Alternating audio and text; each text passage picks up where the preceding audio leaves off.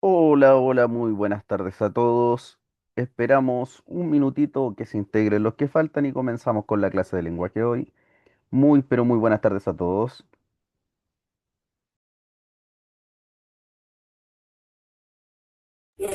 Buenas tardes, profesor, y a todos, compañeros.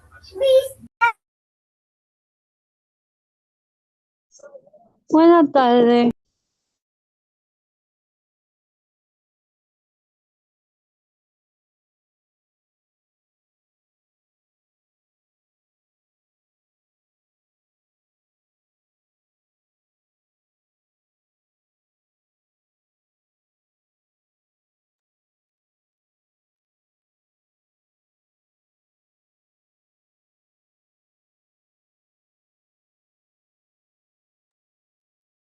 Ya. Comenzamos. Hoy día vamos a trabajar analizando textos de un tema eje principal, pero vamos a analizar textos basados en poemas. Vamos a recordar lo que es la estructura del poema. Vamos a hablar directamente cómo se compone un poema, cómo se organiza y la intención que tiene, en este caso, quien construye el poema o quien escribe el poema, con la intención que quiere dar para que el lector la sienta. Y este tema se va a basar en un eje principal, que es algo que nos afecta, así que vamos a ver un video introductorio al tema inicial de hoy, así que comenzamos con la clase de lenguaje del día de hoy y vamos a hablar en principio del daño que le hemos hecho a nuestra naturaleza. Así que comenzamos con este pequeño video. Ojo con los datos que tienen que ver con algo que vamos a discutir.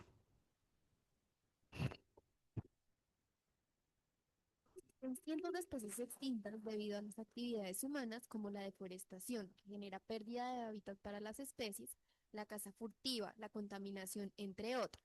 Por eso mismo te traemos 6 casos de especies que fueron extintas por el ser humano.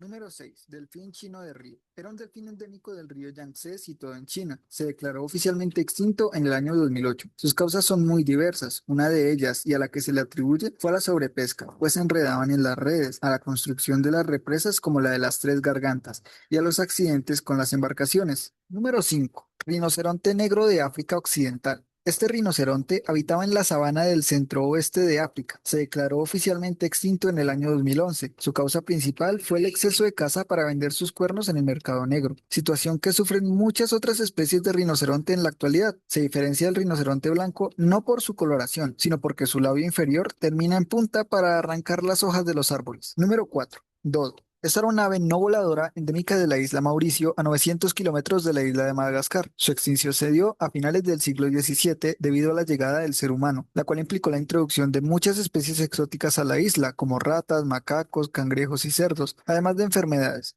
y se empezó a generar la destrucción del hábitat. Muchas de las nuevas especies en la isla se empezaron a alimentar de los huevos del dodo, además de que éste sufriría una presión muy fuerte por su caza. Se le nombró dodo, que en portugués significa estúpido, debido a que antiguamente se les consideraban aves torpes por la facilidad con la que se podían cazar.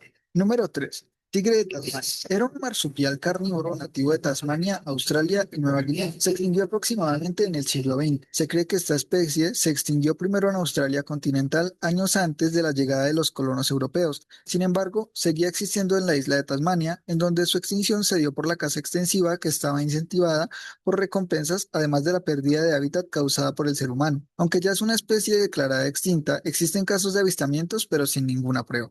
Número 2. Alca gigante. Esta ave no voladora habitaba en su mayoría en las costas del Océano Atlántico, desde Florida hasta Marruecos. Se extinguió a mediados del siglo XIX. Sin embargo, en el siglo XVI ya había desaparecido de la Europa continental y se seguía viendo solamente en Islandia. Sufrió una fuerte persecución por caza. Además, sus huevos eran colectados al igual que sus plumas. Y para completar todo esto, se generó un agotamiento de su alimento por la sobreexplotación pesquera. Esta ave, aunque no podía volar, era una excelente buceadora y nadadora. Número 1. Tigre de Java. Esta especie habitaba en la isla de Java, ubicada en Indonesia. Se aproxima a que se extinguió a finales de los años 70 como resultado de la destrucción de su hábitat y la persecución por caza, situación que se veía venir desde los años 50. Su último avistamiento fue en 1979. Déjanos saber en los comentarios cuál de estos casos es el que más te sorprendió. Ya. Ustedes pensarán por qué razón estamos viendo este pequeño extracto de video de esta investigación. Y tiene que ver directamente con el tema eje que vamos a tener hoy día de cómo el ser humano ha ido cambiando los paisajes, ha ido modificando distintos elementos del ecosistema, donde ha contribuido de cierta forma a que muchas especies se han ido extinguiendo o han ido rotando de sus lugares o han ido cambiando su hábitat. ¿Por qué saqué esto? Porque ha sido muy bullado, sobre todo este último, yo creo que mes y medio por ahí, el tema del avistamiento de pumas en localidades cercanas. Por ejemplo, en el sector entre Codegua y Mostazal, eh, hubo un avistamiento de un puma bebé, caminando entre las casas, luego en Paine, luego en Hospital, incluso un puma caminando por los techos. Y ahí es donde se comenzó la discusión de por qué está pasando, por qué los animales están migrando, se están moviendo. Y eso tiene que ver directamente cómo el hombre ha intervenido cada espacio o cada lugar de otras especies, de otras de otros seres vivos que al modificarse su medio ambiente tienen que emigrar o simplemente se extinguen. Acuérdense que todas las cosas que nosotros realizamos van a tener un impacto, sea como sea. En el sur de Chile, muchas especies fueron insertas que no son especies endémicas, no son del propio sector del sur de Chile, y esas especies se han convertido en plagas, han matado muchas de las especies que son endémicas, han cambiado mucho el ecosistema. Los depredadores ya no son los mismos, los consumidores ya no son los mismos. Entonces, eh, el impacto que va generando la intervención del humano dentro del ecosistema es grandota. Y eso es lo que vamos a hablar como tema eje hoy día en los textos que vamos a analizar. Para los que no tuvieron acceso a la guía, se las subo de inmediato en el chat para que... espérame, no, algo hice mal.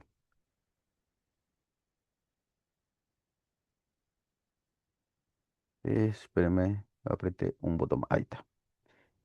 Eh, entonces, hoy día es un texto donde vamos a tener que hacer un análisis bastante eh, criticando un poquito la situación de nuestra intervención dentro de lo que son los ecosistemas en los que estamos continuamente interactuando. Y este primer texto se llama Un tesoro en peligro. Así que comenzamos. Un tesoro en peligro. Para mí, el año 1975 es importante porque llegué a Huachuraba. Me impactó y me gustó mucho por los árboles que había allí, alrededor del cerro. Eso era lo que más me gustaba de Huachuraba. Hoy esos árboles ya no están. Si existieran todavía, no tendríamos el problema tan grande que tenemos de contaminación y cosas por el estilo. Pero también tenemos que entender la realidad de nuestra población, porque si se cortaron esos árboles fue por las necesidades. La gente los utilizó para hacer fuego, para cocinar, abrigarse y una serie de cosas. Entonces, de cierta forma, esta persona que habla de la comuna de Huechuraba analiza el impacto que ha tenido este cambio del lugar donde él estaba, pero también de cierta forma lo está justificando. Y esa discusión es súper importante, porque por un lado ganamos, por otro lado perdemos. ¿Será que esto no funciona? Por un lado Eso. ganamos, por otro lado perdemos, pero todo tiene relación a cómo va evolucionando la sociedad. La primera pregunta para ustedes es, cuando ustedes eran pequeños, estoy hablando de su infancia, ¿cómo era el paisaje donde ustedes vivieron o viven actualmente? ¿Cómo se ha modificado? Si es que siguen en el mismo lugar o han estado mucho tiempo en ese lugar. Los dejo a ustedes. ¿Cómo ha cambiado el paisaje donde ustedes vivieron o viven actualmente?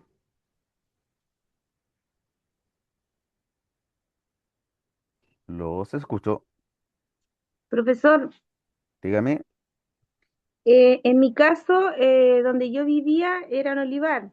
Mi papá tenía un sitio después que él falleció, pero antes que él falleciera, mi papá sembraba. Todos los años sembraba y tenía árboles, pero después que mi papá falleció, se dividió el sitio y la mitad del sitio está todo construido con casas.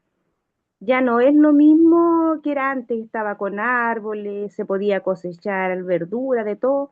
Ya no es lo mismo, hubo un cambio muy grande después que él falleció.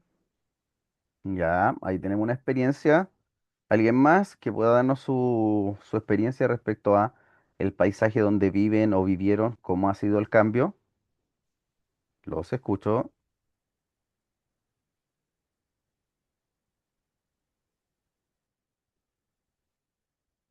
¿Alguien por ahí? Yo vivía en Lolol, en los cerros. Es maravilloso. Ahora hay puros pinos. Antes eran puros árboles nativos. Qué buen tema ese de los pinos.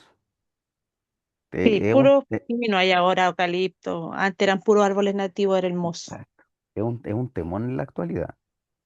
De ahí vamos a darle una vuelta a lo que son los pinos. ¿Alguien más que nos pueda dar su experiencia?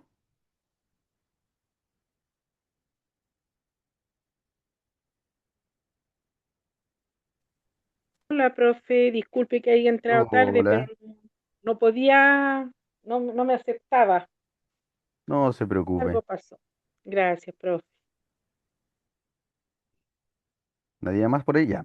Miren, es muy importante entender que a medida que la población va creciendo, las necesidades de la población van cambiando.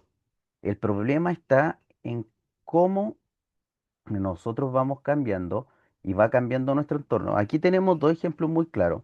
El primero habla directamente de cómo el lugar donde se habitaba se llenó de casas. Y ese es un indicador, pero brutal respecto al cambio. O sea, antiguamente había menos casas porque había menos gente. Ahora hay mayor cantidad de gente, por lo tanto, la cantidad de casas es mucho, mucho mayor. Entonces ahí tenemos un indicador grandote. Obviamente el ecosistema fue cambiando porque la prioridad ya no era cultivar, la prioridad era tener un lugar donde vivir. Y ojo, ese tema de los cultivos también fue cambiando por las grandes empresas, que ese es un temón también. Donde yo vivo, todos mis vecinos cultivaban, todos, todos, todos. Todos tenían sus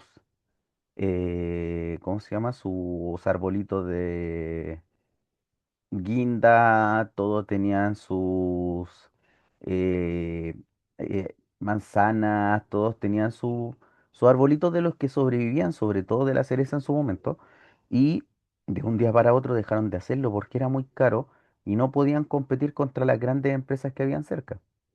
Y es un cambio. El cambio, por ejemplo, del pino. El pino entra por una necesidad, no es parte de nuestras especies naturales. El pino entra por una sola necesidad que es tener madera, porque el pino crece rápido, muy rápido. En comparación a otros árboles que se demora mucho en su crecimiento, el pino es un árbol que crece muy rápido. Y ese pino, que crece muy rápido, provoca acidez en el lugar donde está. Si ustedes se dan cuenta, como dijo la compañera recién, hay muchos lugares llenos de pino. ¿Por qué? Porque donde hay un pino no crecen otras cosas. Tiene que pasar muchos años para que ese suelo de cierta forma cambie ¿cómo se llama? Se cambie esa toxicidad, esa acidez que tiene el suelo y para recién empezar a pensar en cultivar algo más.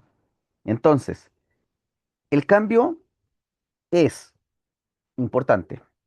Ahora, ¿qué es lo que provoca ese cambio? Fíjense en la segunda pregunta. Dice, averigüe por qué los árboles contribuyen a disminuir el problema de la contaminación. Imagínense que un árbol funciona como un pulmón. ¿Por qué? Este árbol nos limpia de cierta forma el aire. En los lugares donde hay mayor cantidad de árboles, eh, el árbol sirve como un purificador eh, natural. Y en este caso, entre más árboles, el dióxido de carbono de la atmósfera se va a convertir en carbono y se almacena en los troncos, en la raíz, se va purificando ese aire. El tema está en que en las grandes ciudades, que es donde se dan estos cambios como radicales, cada día hay menos árboles. Yo recuerdo en mi infancia haber ido a Santiago. Y Santiago siempre fue una urbe grandote, llena de casas y de cosas y de bla, bla, bla por todos lados.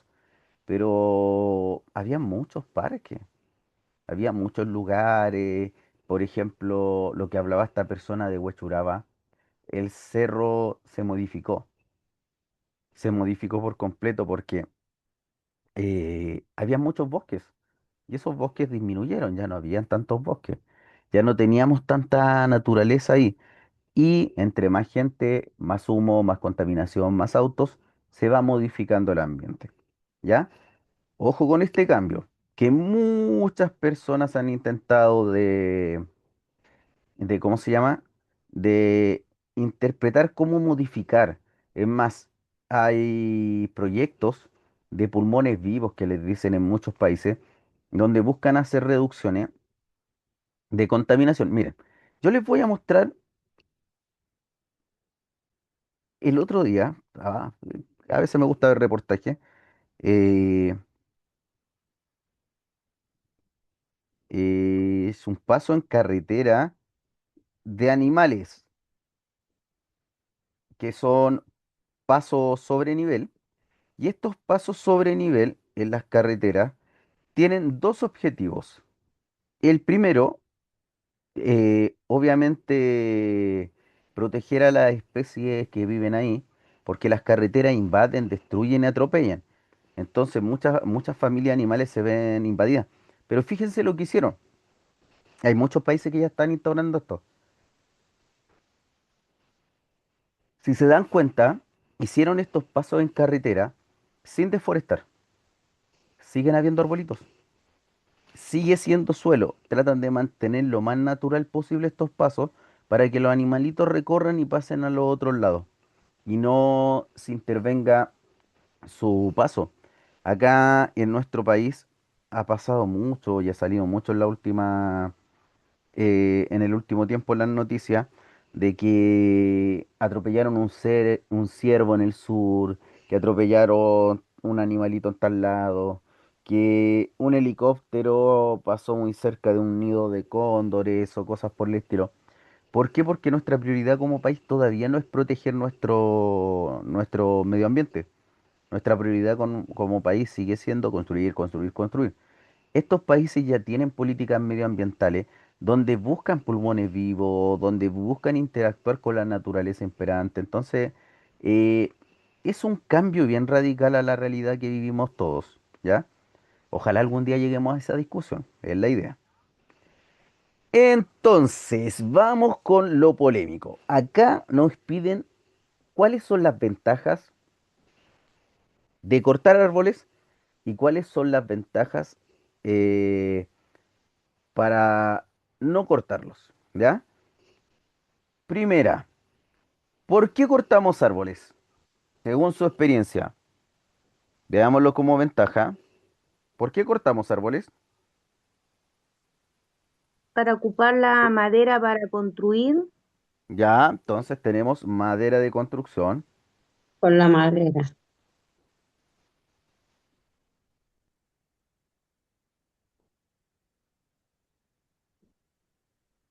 ya tenemos madera de construcción. ¿Para qué más? ¿Solo para construcción? No. Para la leña también, la leña. Seleccionarse. Ya, en este caso madera de calefacción. Sobre todo en los lugares más fríos se utiliza mucho para... ¿Para qué más? ¿Para cartón? Para cartón y papel. Mucho Uh, ocupan leña en las partes campo, Sí, se ocupa mucho, muchísimo.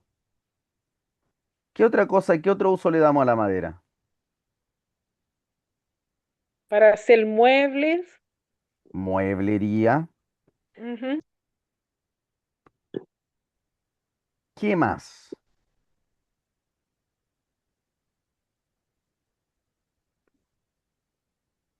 Tenemos madera de construcción, madera de calefacción, para cartón y papel, mueblería.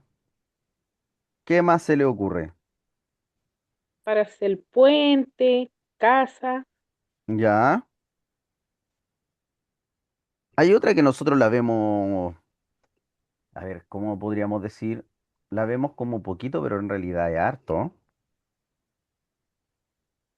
Por ejemplo, para hacer lápices, para hacer cuerpos de dispositivos pendrive, para hacer,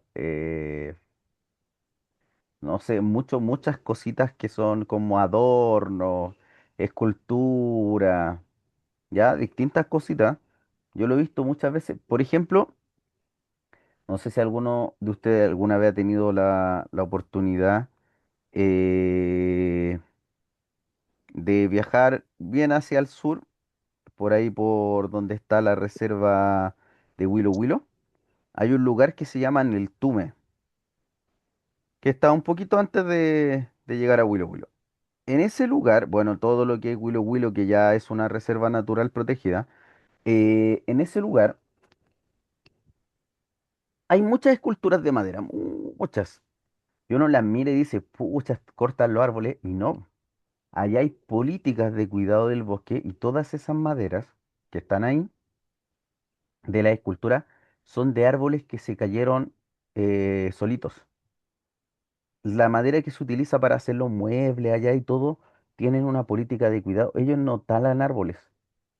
Y ahí te enseñan, por ejemplo, el cambio drástico que ha tenido el lugar. Al final del túnel hacia el fondo se ven bosques de pino, grandotes bosques de pino. ¿Por qué? Porque en su momento hubo una maderera muy grande y cambiaron los árboles nativos por pinos. Entonces, son decisiones que tomamos por esto, ojo, por esto, para ser utilizados. Ahora, ¿por qué no debemos cortar árboles? porque nos dan El, oxígeno,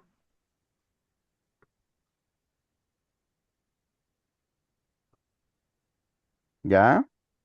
el medio ambiente. profe, pero hay muchas partes donde cortan árboles y sobre la misma van haciendo plantaciones. Sí, sí. Por eso les digo, hay políticas de medio ambiente en muchos lugares que son asociadas a eso. Como país tenemos muy poco de eso. Te iba a hablar de un proyecto polémico sobre eso. Alguien me dijo, porque cuida el medio ambiente, Claro. en este caso Ellos hablemos de las producen oxígeno especies, también, producen oxígeno. producen oxígeno ya. ¿Qué más pueden? ¿Qué- ¿Por Nos qué no dan tenemos que cortar? sombra, nos Y dan sombra. ese es muy poco valorado.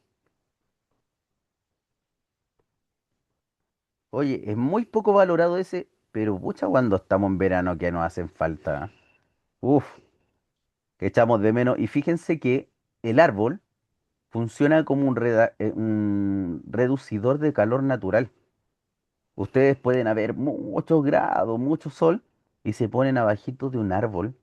Y el árbol incluso el oxígeno, el aire corre por abajito y te baja la cantidad de grados de calor, pero de una forma súper drástica. Es algo Sí, poco valorado, muy poco valorado. ¿Por qué otra razón no debemos cortar árboles? porque sin los árboles no hay lugares tan hermosos, porque Y yo eso también es poco hay valorado, lugares qué bueno. hermosos en Chile, Sí, ya y tenemos acá, paisaje. y acá tenemos una polémica súper grande. Por eso les decía, si vamos a los pros y contras, estas discusiones siempre van a existir.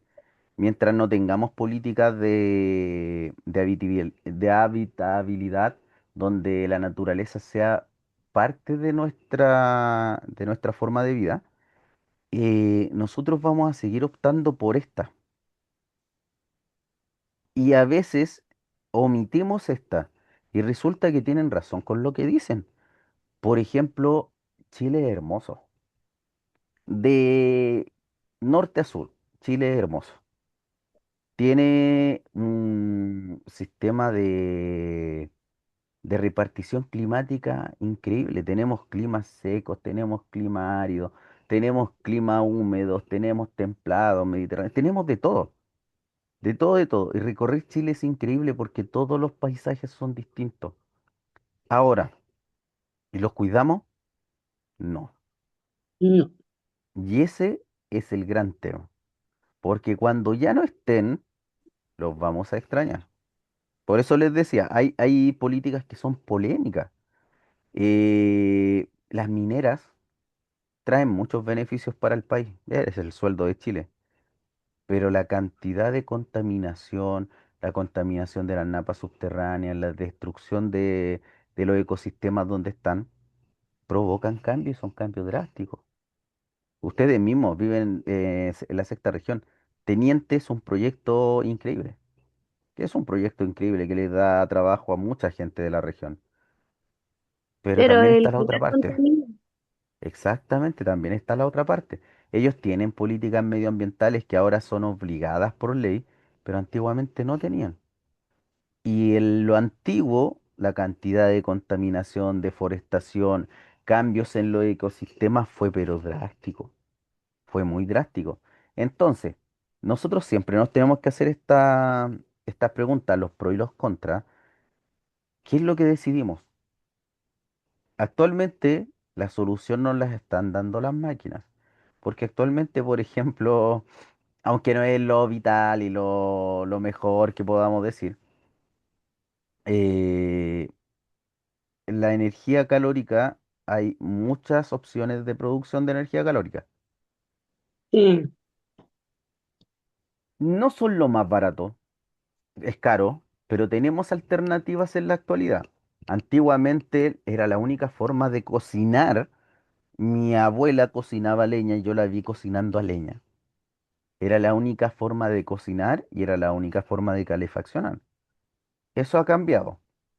Ahora tenemos la otra parte. Claro, la electricidad la producimos con agua, invadimos otro ecosistema y también está el pro y el contra.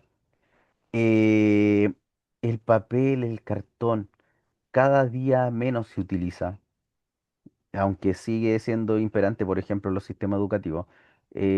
Antiguamente todo era papel, todo, todo, todo. Por ejemplo, en las políticas de compra el papel se está reduciendo. Ya este tema de no entregar bolsa, de que ya entregan bolsas reciclables o reutilizables, ya hay un cambio. El tema de los muebles de madera, madera, de real madera, así espectacular madera, son inalcanzables, son carísimos. no muy claro. Son carísimos. Entonces nosotros tenemos muebles de madera, pero son muebles de madera falsa, como dicen por ahí. Son muebles de madera prensada o de muebles de madera reciclada. Pero los muebles de madera, madera, madera, como la antigua madera, ya es muy poco. ¿Por qué? Porque cambian las políticas respecto a y son más caros. Entonces, Profe, nosotros hemos perdón, cambiado. Dígame, nosotros hemos cambiado, eh, pero nos queda mucho de. mi suegro, bueno, cuando estaba él con vida, se hizo una casa de alelce Uf, y, y de palos de alerce que él compró para el sur. Y ya ahora saben cuánto la están dejando ahí para regalarla. Y es una tremenda casa de alerce preciosa. Y mi cuñado no, quiere que la regale. y en la actualidad es muy difícil encontrar lugares así. Es más, eh, en Chiloé no sé si se han dado cuenta estas construcciones que son como tejuelas, son tejitas. Y todas esas tejitas se hacían de madera de nuestro país, pues maderas que aguantan la humedad. Y hasta sí, ese tipo de construcción se está haciendo poco, ya cada día menos. Un tema, ¿ya? sí. Entonces, basado en los pros y los contras, porque cortamos árboles, ¿por qué no cortamos árboles? ¿Qué conclusión podemos sacar? ¿Podemos dejar de cortar árboles? No, ¿Qué podríamos hacer como para reducir el corte de árboles? yo creo que, a ver, la Re- solución podría ser que cortar un árbol, pero plantar otro inmediatamente. Ya, Reforestar. sí. Mm. Pero fíjense, miren, miren, miren este O dato. ahora, la otra es podar, porque si uno lo poda puede sacar un gancho, qué sé yo, y el árbol sigue viviendo igual. Ya, Porque le cuento, yo tengo aquí en mi casa, tengo pero muchos árboles que en este tiempo es terrible barrer las hojas, pero en el verano es exquisito. sí, que ese es el tema. Yo tengo, Miren, y tengo árboles, o sea, buenos árboles me los conseguí en la CONAF. miren, por esto son importantes los datos. Miren, acá un pino ya grandote, maduro y todo el asunto, para hacer madera así espectacular, tarda entre 50 y 100 años al alcanzar una madurez. Claro, hay especies que son más rápidas y se cortan más jóvenes, ¿ya? Pero ojo, Mm. esto es lo que tarda en promedio un árbol y ya cuando lo apuran, un árbol un pino debe estar alcanzando los 20 metros de una etapa madura después de los 10 años, 10 15 años. Es decir, si lo apuran en 10 15 años van a tener madera. Fíjense lo que pasa con el alerce. El alerce crece, alerce, espérenme. Un alerce tiene un crecimiento muy pero muy lento. Es más, este árbol crece a un ritmo promedio de 3 a 7 centímetros por año. Es decir, esta madera, este alerce, es tan lentito el crecimiento que han existido especies que superan los 3.000 años de vida, de 5.000 años de vida. Es una madera que es muy poco valorada y es una madera que en proceso es casi imposible reforestar. A eso quiero llegar. Sí, porque son ¿Cómo? árboles nativos. Exacto, los árboles nativos se demoran muchísimo.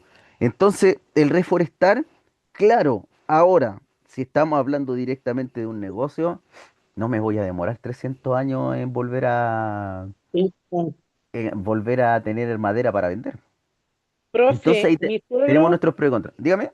mi suegro compró, porque eso estaban en el ferrocarril donde pasa el tren, estaban esas maderas.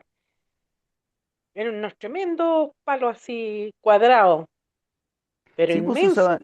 se usaba Y lo, mucho, se usaba mucho en su momento, por ejemplo, en el mismo tema que dice usted de los ferrocarriles, cuando hacían las líneas o hacían durmientes y esas cosas se hacía a través de maderas nativas.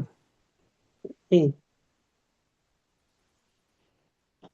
En Puerto William hay hartos árboles nativos. Sí. Bueno, en esos lugares hay poco, a ver, actualmente no, pero en su momento habían pocos lugares intervenidos. Actualmente hay represas y un montón de cosas de intervenciones dentro de esos lugares, pero antiguamente eran pocos. Ya, avanzamos con nuestra siguiente etapa, que es el trabajo con un poema, pero antes de meternos con este poema, vamos a hablar para recordar que es un poema, ¿ya? Eh, Dentro de los textos que nosotros hemos analizado, hemos trabajado con cuentos, hemos trabajado con texto informativo, y hoy día vamos a analizar lo que es un poema. En este caso, los poemas es una composición literaria que la persona que lo escribe intenta entregar sentimientos y emociones hacia el mundo que lo Ujú. rodea, hacia personas, etcétera. Podemos encontrar distintos poemas, poemas épicos, líricos, hay oda, dramáticos, de amor, de amistad, siempre y cuando la persona que está escribiendo el poema interprete lo que quiere entregar. En este caso, estas expresiones líricas son las que están sujetas a la narrativa, pero con palabras muy estilizadas. Eh, Esta poesía busca más que nada una belleza interpretativa, una forma única de entregar los sentimientos. Y los poemas son son muy, a ver, fascinantes por el tema de cómo el lenguaje ha sido interpretado en distintos momentos. Tenemos que entender que el lenguaje antiguo era pero muy vasto, tenía muchos tipos de palabras que endulzaban las cosas como las decían. El lenguaje ha ido cambiando, cada día somos menos dulces, pero en el caso de los poemas épicos, los poemas antiguos, se notaba y se notaba mucho. En estos poemas tenemos distintas características. Lo primero, la mayoría de los poemas, generalmente no todos, están escritos en versos, ¿ya? Estos versos van interpretando por etapa lo que la persona que quiere entregar el poema quiere interpretar.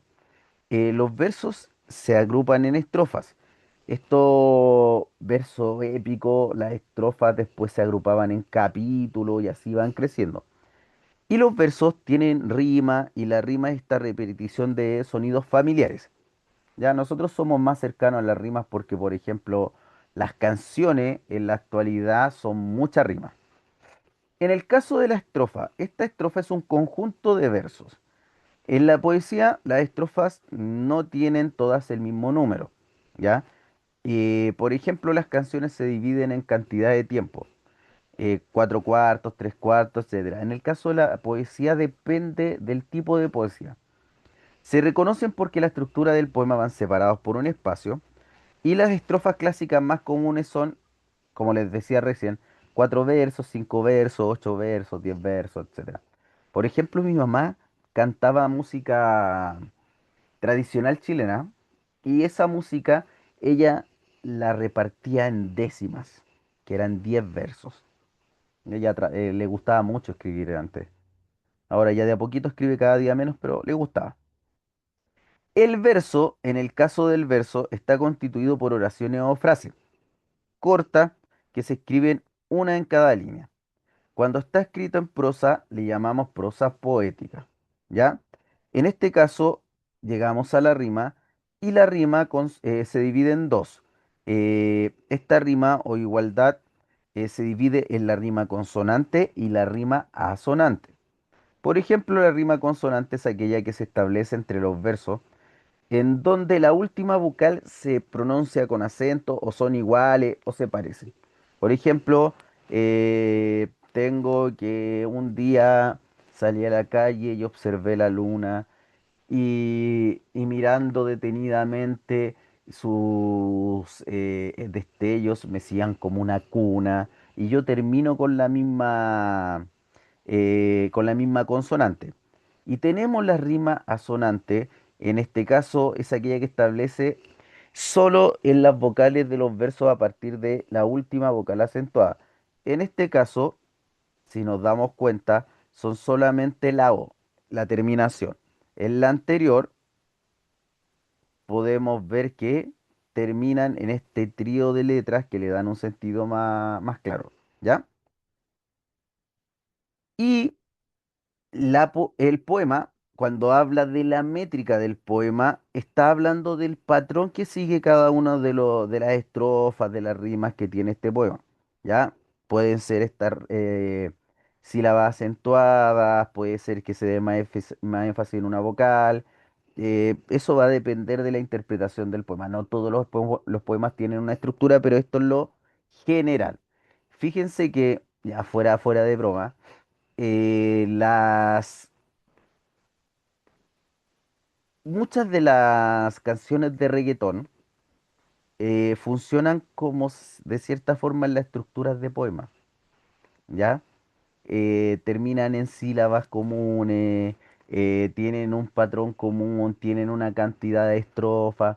Entonces, no estamos tan alejados, nos guste o no nos guste lo que dice la letra, termina eh, uniendo esta estructura básica del poema. Estamos hablando que los poemas son antiquísimos, ¿ya?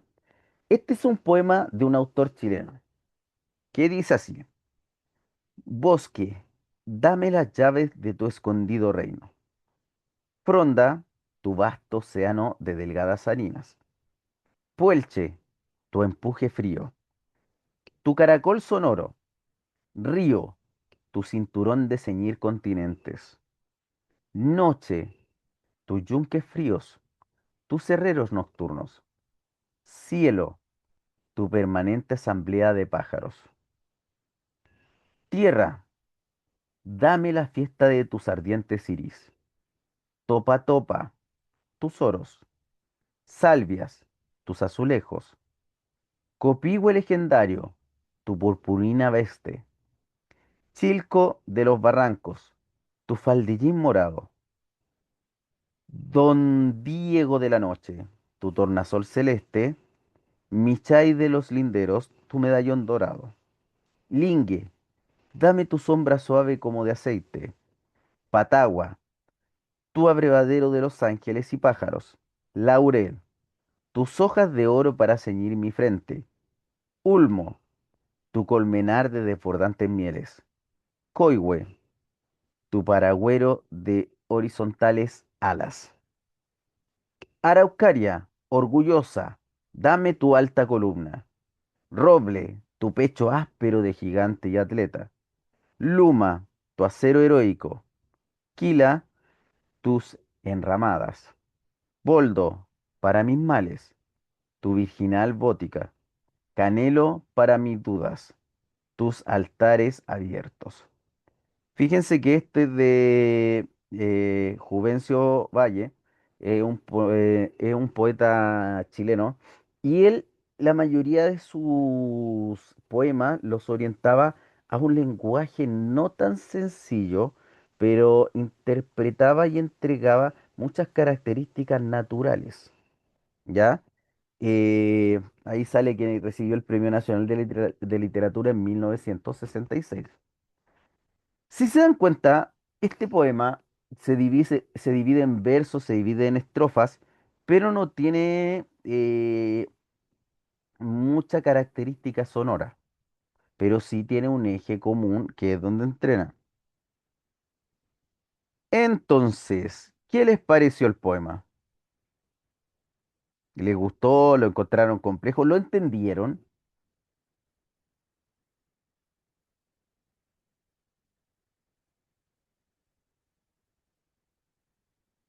¿Entendieron el poema? Profe, yo voy a Por ser bien honesta, no lo entendí. Ya, por lo que entendí yo, que cada árbol, por ejemplo, el copihue, habla de la forma del copihue, del color o algo tiene que ver con eso, pero algo está hablando del copihue. Por ejemplo, legendaria purpurina, tu purpurina veste, se me imagina que está hablando de la planta en sí. exactamente.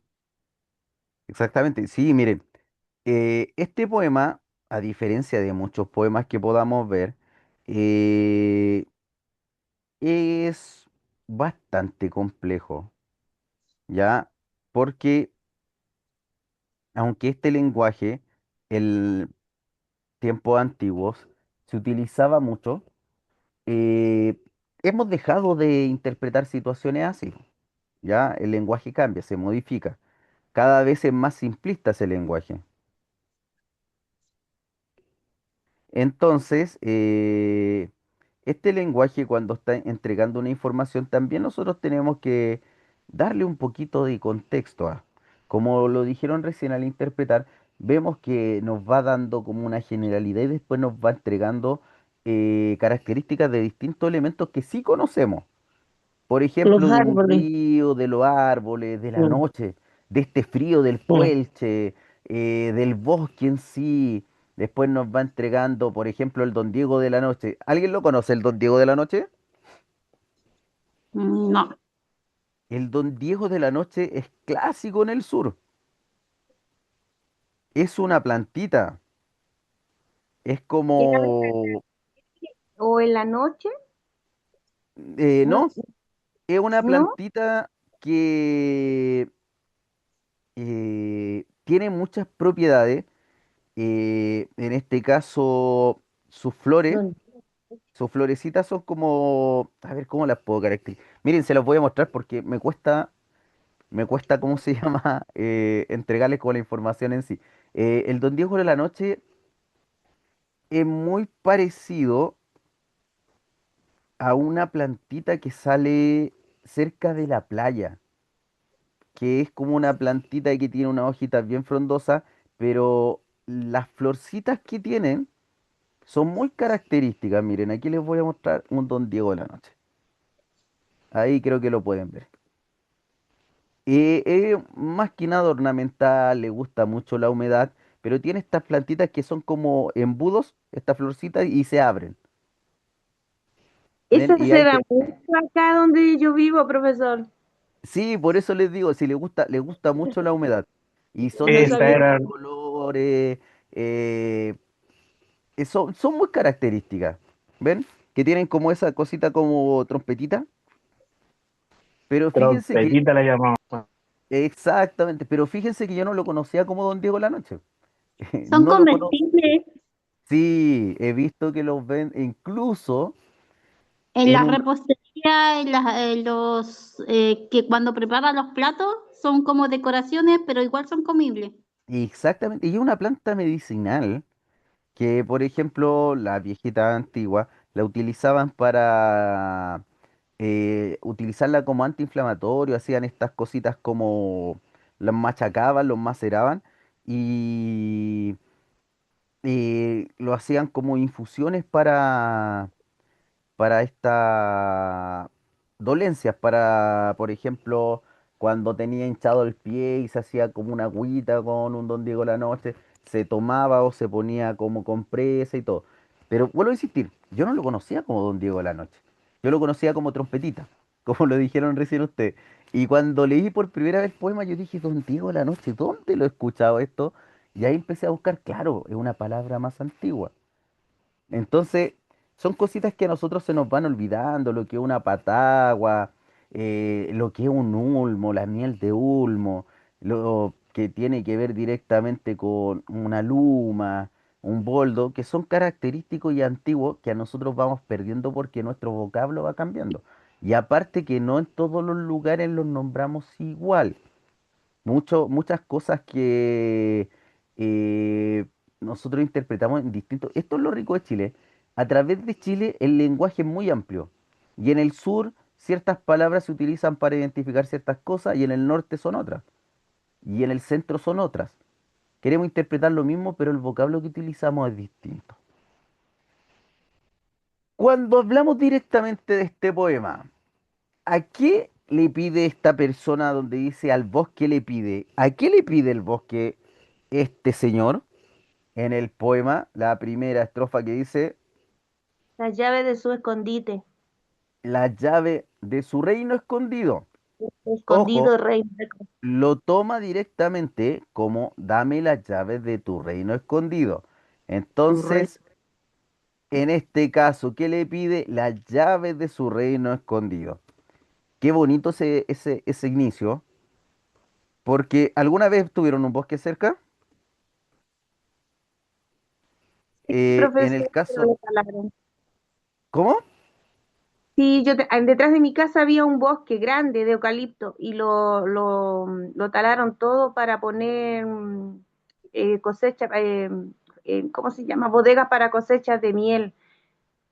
Y fue una tristeza grande porque se fueron muchos pajaritos, pero ahora ya de a poquito han vuelto a llegar los pajaritos. Pero fíjense que cuando yo era chico, bueno, yo siempre vivía al lado de un bosque. Y para mí el bosque era una aventura. Era una aventura. Tú nunca sabías lo que te ibas a encontrar en el bosque. Nunca. Y estaba el bosque al lado de mi casa. Y era toda una aventura y veías animales distintos. Y no todos los días era igual. Si ibas con lluvia pasaba algo. Si ibas con sol pasaba algo. Si ibas Era en hermoso. otoño se veía distinto. Era un reino escondido. Era muy distinto. ¿Quién sabe lo que era el Puelche?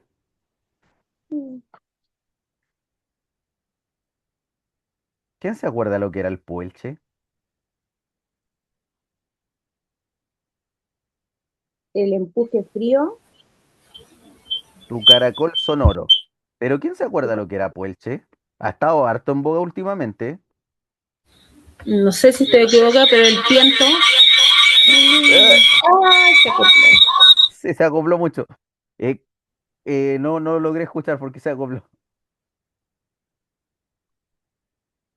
El puelche, ¿quién sabe lo que era el puelche? Es el puelche es un viento que baja desde la cordillera. Exactamente. Por eso le dice que el puelche tiene un empuje frío, tiene un empuje helado. Es ese frío que viene de la cordillera, que viene bien heladito y uno lo siente. Ese es el puelche. Entonces tu empuje Sí, eso frío, ya he tu dicho yo, pero caracol se me sonoro. acopla porque Ah, sí, se tengo acopla. el celular y el computador prendido. El computador no se escucha. Que Ah, ya. disculpen. No se preocupe. Después habla del río. El viento puelche es un fenómeno meteorológico típico del centro del sur de Chile. Sí, sí. Oye, una vez, acampando, se me ocurrió ir acá a la cordillera de Coya. No me acuerdo bien cómo se llama el lugar. Y estábamos acampando. el Y, paso de las leñas. sí, por ahí, andábamos por ahí. Exactamente, por ahí andábamos. Y se me ocurrió la genial idea de quedarme ahí. Y un día en la noche, nos quedamos hartos días, pero un día en la noche empezó a correr un viento. Un viento, pero yo tenía miedo, porque aparte estábamos cerca del río acampando y se sentía tan fuerte el viento, así como que en su momento yo pensé que venía el río con todo y no iba a llegar con todo. Y era un viento tan intenso, la carpa se movía, pero fueron 1, 2, 3 horas de viento, pero súper intenso que salió de la nada. O sea, les puedo decir que estaba súper calmo, súper rico y de repente, como un, no sé, así como muy, muy intenso el tema del viento. Son estos cambios meteorológicos que la gente adulta o que tiene más manejo de la cordillera lo logra identificar. Obviamente las personas que no viven en montañas son difíciles de interpretar esas situaciones, pero la gente que conoce lo logra identificar. En este caso al río le dice el cinturón de ceñir continente. ¿Por qué le habla del cinturón? Porque atraviesa los continentes.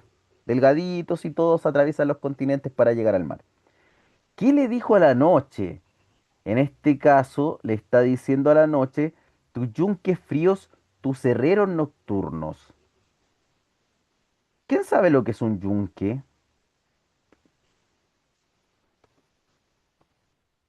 Creo que es un yunque. ¿Quién sabe lo que es un yunque? Es una herramienta de herrería y forja consistente en un bloque macizo de metal. Exactamente, nosotros no lo conocemos como yunque. ¿Cómo lo conocemos? ¿Cómo lo conocen ustedes? Mm, Que siempre está en los talleres. es como el, ¿cómo es que se llama? Es como en la mesa de los talleres siempre hay un pedazo de metal bien grande ¿Un donde riel? los herreros le pegan. ¿Un pedazo de riel? Exactamente. Antiguamente le llamaban como yunque, que era el típico este pedazo de metal que utilizaban para deformar o formar el metal. Pero aquí él dice la noche, tus yunques fríos, tus herreros nocturnos. ¿Por qué? Porque el clima cambia en la noche. Po. Todo cambia, se forman distintas cosas, hay distintos vientos y todo. Bueno, aquí nos va mostrando todo lo referente al poema y nos va pidiendo que vayamos interpretando cada una de las partes del poema, ¿cierto? Pero lo más importante acá es esto, que nosotros vayamos identificando cosas. Por ejemplo, ¿qué árboles interpreta este poema? ¿Qué árboles ustedes identifican dentro de este poema? Teníamos harto. ¿Cuál es el La primero que araucaria, identifican? Tenemos la araucaria, ¿ya? doble, Ulmo, El ulmo, ¿ya? boldo, No escuché, boldo, ¿ya? A ver, espérame, tengo mm, el araucaria, el ulmo, el coihue dijeron por ahí, el laurel, el boldo, el roble, el laurel, el laurel. Ya, ahí el tenemos harto. cobre. Ujú. Tenemos el harto alerce, arbolito. El alerce, la araucaria, el boldo. Oye, que eran ricos los té de boldo caseros. Araucaria, boldo, laurel, el el canelo, coihue. Creo que sí, habla del canelo, creo que sí, lo vi por ahí. Teníamos el coihue. Ah, no me da la opción de escribirlo bien. Ya lo vamos a poner así, pero que tienen que ponerse esas comillas. Eh, el roble, el canelo. Oye, el canelo es un árbol importantísimo para nuestras culturas ancestrales. Ahí tenemos unos pocos. Obviamente, como él empieza con la introducción del bosque para seguir el eje del poema, va identificando elementos del bosque, pero fíjense que son elementos de los bosques milenarios. Son de estos bosques antiguos, que ya cada día se ven menos como conversábamos, porque actualmente el pino es imperante. ¿Qué árboles conocían ustedes de todos esos que hay ahí? Y pasar a Malazar cobrar a comprar los medicamentos. Ya dijo, mira que ¿Qué árboles conocían? ¿Qué árboles habían escuchado? el boldo, el laurel, la araucaria, el canelo, lo he escuchado, pero nunca lo he visto así, no sé la El forma del canelo. boldo, el laurel, el copihue. yo los conozco todos, Sí, yo porque como también. vivía en Lolor en el campo, cuando chica, habían de todos esos árboles. Exacto, y aparte que, bueno, el canelo yo creo que es uno eh, de los menos, no sé si menos conocidos, pero es menos fácil de identificar. En este caso, el árbol del canelo, pero según las leyendas de los mapuches y todo, este canelo tiene mucho, es un árbol sagrado. Pero los bosques de canelo se fueron extinguiendo. El canelo es un árbol sagrado para los mapuches. Tiene muchas propiedades de curación. eh, el canelo, por ejemplo, si a usted le gusta la botánica, sale en muchos lados de cómo se hacían infusiones o se fabricaban cositas con los canelos, pero es cada día menos frecuente y como les digo, los bosques de canelos que antes eran muchísimos, cada día son menos, ¿ya? En este caso, ya conocíamos mucho de los árboles, así que no mucho más que Profe, andar. Dígame. ahora está tan en extinción el canelo que ya no sale tanto y está muy cara la canela. Sí, pues. No, sí, sí, es que por eso les digo, Por el eso clima, es que lo el clima mismo, cambia. Y que el clima ya cambia. no hay tanta expropiación de canela. Miren, yo por ejemplo viví muchos años en el norte y en el norte la pampa del Tamarugal se llama así porque eran bosques de tamarugos, que es un arbusto que da una vaina media cafecita con la que se hacen dulces, tortas y hartas cosas. En su momento yo llegué allá a vivir en el 2001, 2002, por ahí.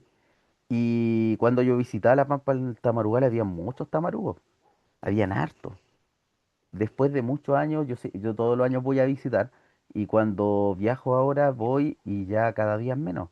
¿Por qué? Porque las napas subterráneas se secaron, el clima cambió, ya el invierno boliviano afecta a algunos sectores, no todo. Entonces pasan cosas que van destruyendo el clima y obviamente al destruir el ecosistema cambia radicalmente todo. Ya hablamos del bosque, dame la llave de tu reino escondido, hablamos de eso, por lo tanto, cerramos con la última pregunta de hoy, que dice que si ustedes se imaginan este bosque, este reino escondido, y ustedes entraron, ¿qué seres vivos creen ustedes que hay en este bosque escondido? ¿Qué escucharían en este bosque escondido? El Los sonar de esos escucho. árboles. Ya el sonido de los árboles. Sí. ¿Alguna Las vez se dieron hojas cayéndose. Muchos l- eh, pajaritos, búhos. las hojas cayéndose? ¿Alguna vez se dieron el lujo de sentarse en un bosque Sí, y yo solo sí. escuchar? Solo escuchar. Yo Sí, sí. se siente como que los palos suenan, así como crujquen. Sí, exactamente. Y eso uno cuando va caminando no lo siente, pero si uno se sienta y solamente se pone a escuchar, se escucha y los arbolitos como que los árboles se comunican entre ellos, como que hablan Sí. de un lado a otro. ¿Qué otros animales piensan ustedes que podríamos encontrar en este bosque, en este reino escondido? Mariposa, Conejitos. caracol, Muchos chinita. insectos, Insecto. muchos insectos. eh, Agua. Sí, Por lo general, hay agua. eh, claro, cerca de un Río. bosque Sí. hay un río, hay agüita cerca. Por lo general siempre. Entonces, miren, basado en las experiencias, nosotros siempre podemos identificar este reino escondido. El tema es que este reino escondido va cambiando. Y va cambiando lamentablemente por la intervención de nosotros. Aunque sea drástico decirlo, por ahí en un video que les compartí la semana pasada, el depredador más grande de la naturaleza es el hombre, somos nosotros. Hemos cuidado poco nuestro medio ambiente. Ya muchachos, cerramos con esta parte y nos vemos en 5 minutitos para que vayan a tomarse algo calentito y comenzamos con la clase de matemática. Para la clase de matemática necesito que tengan una hoja de cuaderno, una hoja de cuadernito, donde puedan dibujar, porque hoy día van a dibujar, ¿ya? Así que nos vemos a la vuelta, 5 minutitos y volvemos.